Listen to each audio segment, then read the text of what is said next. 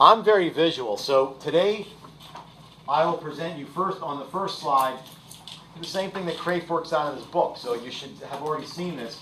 You know, what are some of the things that distinguish man from beast from computer, all right? And then we're going to look at the 5 characteristics of concepts. Now, some of those, at least 1 or 2 of them, are going to seem very, very vague to you. So I'm going to have some visual to help you. And I'm going to do my best to say this is why we are learning this, all right? I can't make a complete argument, but I'll at least give you some meat behind it.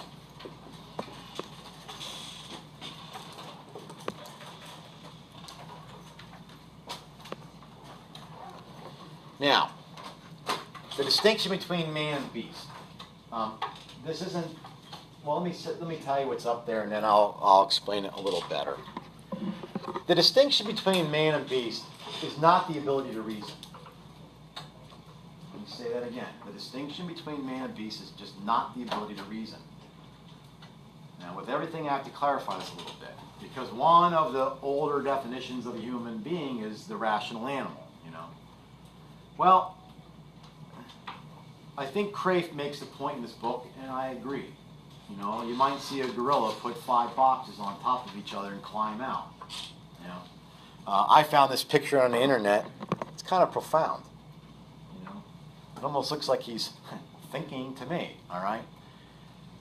So Craif's point, and I think it's valid, is that there are reasoning abilities that certain animals have. Now, what we don't know, and what's not important for this discussion, but it's interesting, is we don't know what's instinctual to them. We don't know if they have the freedom to not do such a thing. Like, we love reading in our emotions to animals. You know, and we might be right on some of them, we just don't know. So if we see one dog taking care of another dog that is sick, we might go, oh, look, the dog's empathetic. Well, maybe, or maybe that's just instinctual for the dog, and that's how they're built. Maybe that he just does that automatically. We don't know, okay? But we're not going to just flat out say there's no ability to reason. We see it, okay? We see it. And that's Craif's point. So the distinctions between man and beast is not simply the ability to reason. Now, the distinction between man and computer is the ability to ask questions. The distinction between man and computer is the ability to ask questions. And I'm going to expand on this a little bit. First off, there's your visual for that. Found a nice little cartoon of the guy saying to the computer, can't you do anything right? And the computer says back to the man, can't you do anything right? All right. You'll often find a lot of logic misused in humor. It's humorous because we find something odd about it, yet it's funny. All right. Okay. A computer can only ask a question if it's programmed to ask a question. There's no other way about it. All right. Some of you might be disagreeing with me on this, so I'm going to build it out a little bit. In the realm of understanding essences and natures, what a thing is, in the realm of understanding essences and natures, computers understand nothing. In that realm, they understand nothing. Can you clarify that? Yeah, let me work out a couple more bullet points, and then if that doesn't, I will. In the realm of essences and understanding essences and natures, the computer can understand nothing. For instance, artificial intelligence, okay, AI. That world is a world of symbolic language. It is not a world of semantic language. Do you guys know what semantic is? The study of meanings. Very good. Yeah, the meanings behind, right? semantic. The computer will understand the symbols, and they'll interpret the symbols that are given to them in the way they were instructed. They cannot find meaning in those symbols, all right? That's one of the ways that I mean that they will not understand the essence of the nature behind something. It's what they are programmed to do, okay? Now, I'm going to talk a little bit more about this, because today I am not making this full argument. I can't. Next semester, I'm going to make this a little bit clearer, all right? Because we'll have more information behind us. Right now, I'm just trying to build off of the point how man and computers are different. The threat of artificial intelligence is not world takeover from robots, okay? It can go awry. There could be mishandling, okay? I think in the book, no, I guess I don't know if he talks about this in the book. Let me tell you about the guy that I've read on this who knows something about it. Most of what people know about artificial intelligence comes from the movies, all right? You're playing into PR and Hollywood. You need to know that. Noam Chomsky is a famous philosophical linguist from MIT. He's been there, I don't know, 35, 40 years. This is his field, all right? He says he has constant arguments with the engineers in the AI department because they are so focused on the STEM aspects of they never got the rest of the philosophical understandings. They don't understand, how intelligence is embodied. They don't understand how it's not symbolic, it's semantic. So this threat is just, it's so overrated. There's two ways this can go, all right? In artificial intelligence, there's the engineering wing, right? Vacuum cleaners that work on their own, Google Translator, system operations, even for weapons, okay? That's the engineering aspect. The linguistic philosophical aspect of AI is scientific. That, they would know that this is not the same. We don't have to, they will do what they are programmed to do. Now somebody might say, but they could evolve, okay? I'm just saying you're still kind of in science fiction. Now, I also think that some of you are thinking, yes, but there's been stuff in science fiction that has come true. Very little. If you go back and, there's always something that somebody predicted in a science fiction story, and look, we have that today, sort of. That's true. I will grant you that. But if you read the predictions of Nostradamus, you could read into many things. When Nostradamus said something to the effect that there will be a fire in a tower and a bird, oh, that's 9/11. Well, okay, if you want to interpret it that way. It's something like that, all right? So I'm not going to go into this any deeper right now, but there's a ton of videos you can watch on YouTube of artificial intelligence, cognitive science, Noam Chomsky, you bring it up. The reality is the threat of AI, artificial intelligence, is only if it's misused somehow, right? Because let's just face it, if it was connected to a weapon system or to some supercomputer that was controlling, perhaps our Ethernet system, it could be hacked, right? Or it can go awry. There's something that can go wrong there, okay? But what I'm trying to get at is the computer is not going to understand the essence of the semantics within a sentence unless it's programmed to do that. It's not going to come on. Now, somebody might say, but it could evolve. If it's programmed in incremental things, it'll never just do something on its own. We have to be very careful. You can watch movies like Ex Machina and other stuff that seem really compelling and has some nice philosophical and even spiritual conundrums that are interesting to contemplate, but that doesn't make it reality, all right? So I think we have to be honest about where AI is going. But at this point, I'm not trying to make an overarching argument. We can do that next semester. I'm just trying to tell you the difference between man and beast is not simply reason. The difference between man and computer is we will ask questions, and a computer will not, okay? Unless it is programmed to do so. Simple apprehension. That's the first act of the mind. That results in understanding. We've already went over that, but it's nice to go over this stuff again. So this understanding is always going to lead to our, how do you want to say, our construction of a concept. The way that we understand is going to result in the construction of a concept. That concept, then, is going to be the way that we view reality.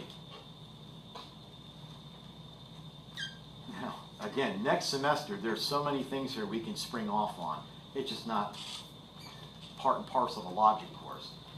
Our understanding is going to come to fruition in the concept. The concept is going to always construct the reality of the world that we see. Now, what's the problem with that?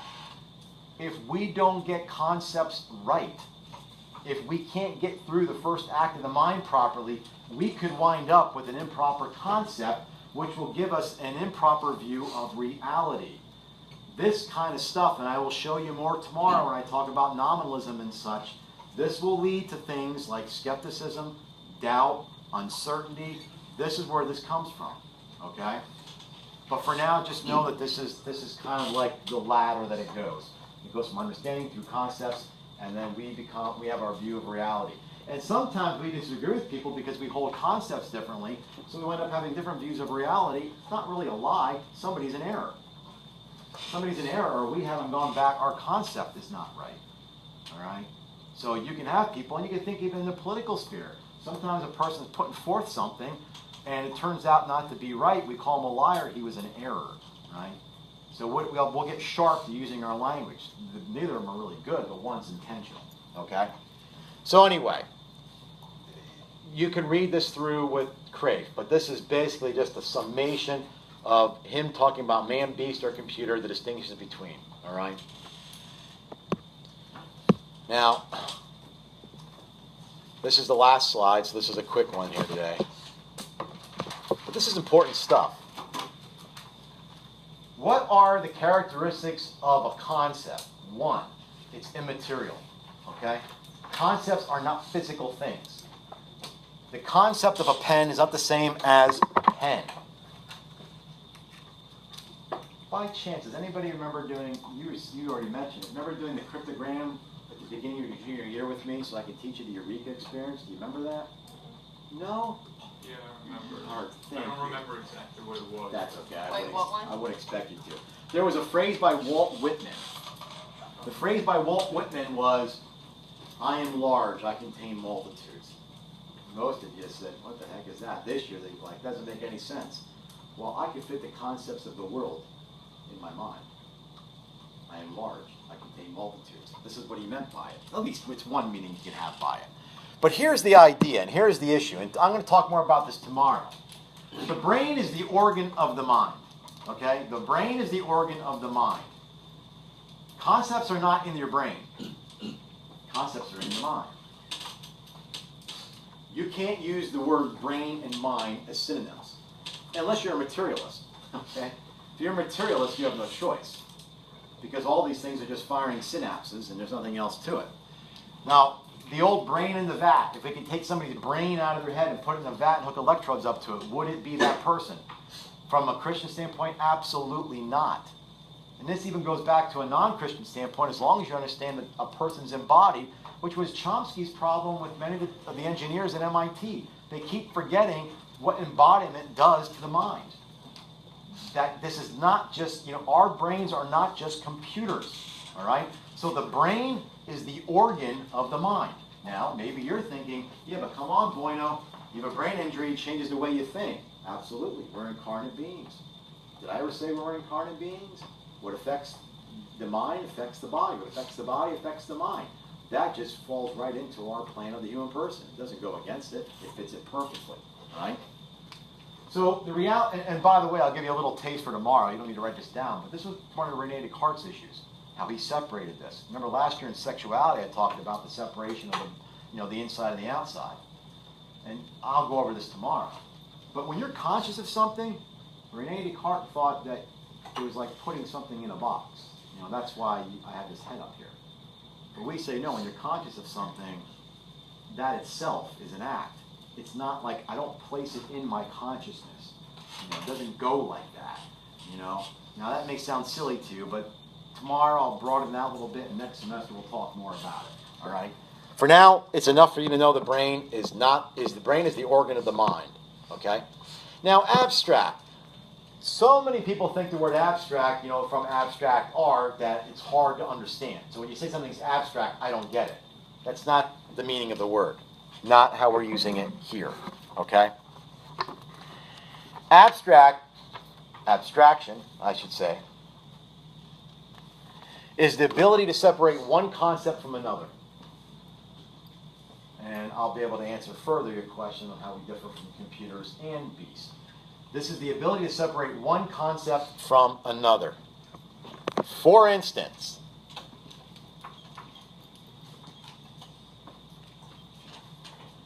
Is anybody going to see It, the movie? No. I'm not. But, you know, I was thinking about that. Father Isaac from St. Ignatius was posting about it. You know, it's like I see the balloon, all I could think is, come on down, they float down here. You know, anyway, sorry, side note. There is an object. There are at least two concepts there. There's the concept of balloon, and there's the concept of red. You know those are different, right? Congratulations, you have abstracted. You have separated red from the balloon. Can you think of red by itself? You really can't. You can't even think of a triangle by itself. Every time you think of triangle, you have to think of a type of triangle. Tomorrow will make sense to that. So if that sounds puzzling, let it puzzle you until tomorrow. My point is we can separate red from balloon. I can picture that red on something else. I can picture that balloon blue. I can go even farther. I can even, you know, have concepts that don't exist. Does anybody know what a unicorn is? Congratulations, you have abstracted. You have taken a horn off of whatever animal you want to take it off of, and you have placed it on a horse. You want to make a Pegasus, you took the wings off of a giant bird, and you placed it on a horse too. But when you think of like just the concept of red, couldn't you imagine just only the color red, not attached to anything else, and that would be? Well, I guess I'd have to argue, maybe, is it not defined by some border or something in your mind? We'd have to work this out. The argument is usually done with the triangle. And Craft does this one too. He'll say, there's no, hold off to tomorrow, because tomorrow I'm going to talk about forms. And that would fit perfect. Just remind me, George, that you asked that, okay? Because it might give you a better context to talk about it. All right?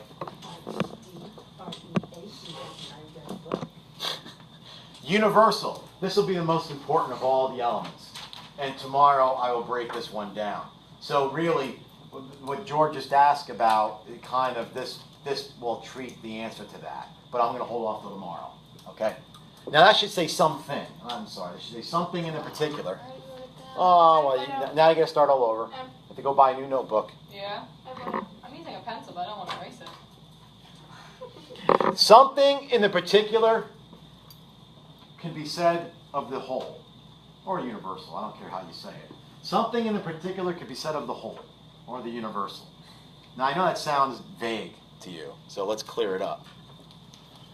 This one's very important, but I'm going to hold off getting too deep on this to tomorrow. We're going to talk about the universals from Plato, Aristotle, and William of Ockham. A universal is something in a particular said of the whole. What are those? Chairs. Congratulations, you have now identified a universal. Now, if you're going to say, what else are they? That's part of our point. I can't call it a chair unless there's something universal that's a chair. Now, they all look different, right? But what's different about them is just the accidents, if you remember last year when I taught you that with the Eucharist. It's just simply the appearance of them. So, what is the universal of a chair? Now, you're going to love this, but metaphysicians always put the suffix ness afterwards. So, the essence of a chair is chairness. The essence of a toaster is toasterness. That's how they talk, sorry. But the reality is this. What is the universality of a chair? I'm sure it's something ergonomically that you could sit on. Nobody would envision a chair with, metal spikes. Does it have to have arms? No. Does it have to be wood? No, it'd be plastic. Does it have to have 3 legs? No, it could have 4, it could have 2. Does it have to have a back? Not really. Is a stool a chair? I'd call it a chair. Maybe a different type of chair, but it would still be a chair. Okay? So, a universal is what can I say about the entire population, even though it only ever shows up in particulars. All right? Now, again, if that sounds a little confusing, just let it sit. Tomorrow, that's going to be the topic. Okay? But do you notice, by the way, I'm a visual learner and I'm a slow learner. If you have to read everything twice, underline stuff, rewrite in the margins, and then go look it up and diagram it, join my club. You can call yourself Bueno Jr. There's no sense complaining about it. Nothing's going to change. Whining isn't going to make the change. And we're just going to hate the people that aren't like that. I have a daughter that's like that. My daughter can look at something like this next phrase. You'll love this one. This one I'm going to be able to show you very clearly what it means. But when I say what it is, you're going to say, what in God's name is that? A concept is relationally necessary. Now, this is going to sound redundant to you. I get it. The essence determines the concept about the essence necessarily. It's going to be very easy. I know it sounds confusing. It's going to be really easy for you to understand. The essence determines the concepts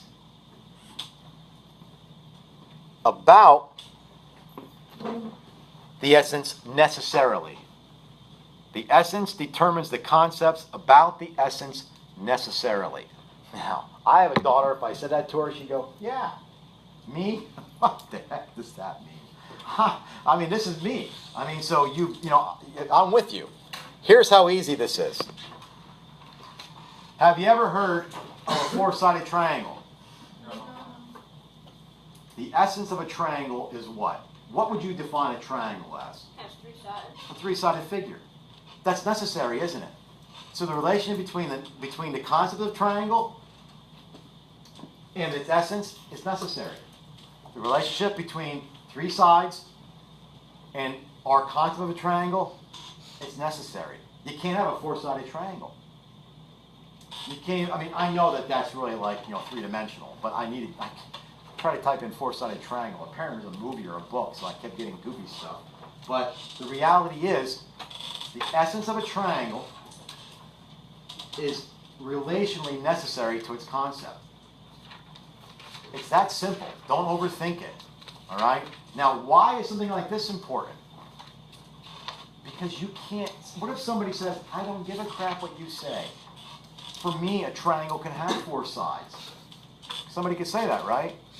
Why are we having those issues right now with sexuality? I'm not talking gender. Aren't we having those issues? Does a thing have a nature? Is that nature relationally necessary? This is the argument our culture is in right now. They don't know it, but they are. What's at stake? Remember?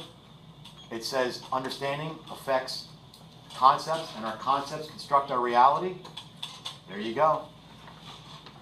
Now, if anybody gets mad that this is what the Catholic Church teaches, I just told you what the Catholic Church teaches in logic. And it has nothing to do with Christianity. It has to do with, once you go down that road, then your reality is only going to be determined by how you hold your concepts. And if you and I hold different concepts, we're never going to be able to communicate if we're going to have different realities. We don't understand the same thing. And what you're basically saying, whether you say it or not, is a thing has no nature. There's no necessary relation between the essence and its concept.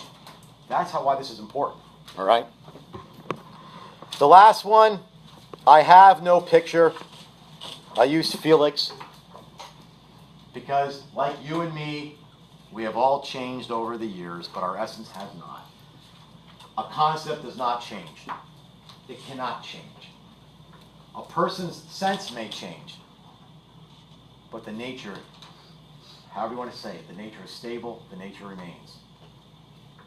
So, when you guys graduate next year, or this year, I'm sorry, I keep forgetting what group's in front of me. You know what I did last night at the open house? I thought you guys were the parents, because, you know, I don't see you, I see the parents. I thought they were for the, when I had the juniors, I thought they were the senior parents. I went through the whole spiel on Socratic logic and the fall course, and the spring course, and then they left, the next group came in, and I said, well, when your kids graduate a year from now, they're like, they're graduating this year, and I went, oh. I said, well, I'm going to be getting calls from the earlier group because they're probably going home thinking, that guy's out to lunch, you know? And I was. So I told them, if there's any issues with what I said, make sure you call the office. I'm Mr. Olivard. Okay? It's a joke. I laughed. Thank you. So a person said, so in other words, my point is this, in the yearbook, I'm going to see all cute pictures of you guys in the bathtub and with your little Halloween costumes on, and I'm going to say, that doesn't really look like you look now. Because what has changed? My sense of you may change, right? But you're still you. You don't change your name as your accidents change, right? So all these things are characteristics of concepts. Isn't there there's like some paradox that goes with this, with like a pirate ship or something?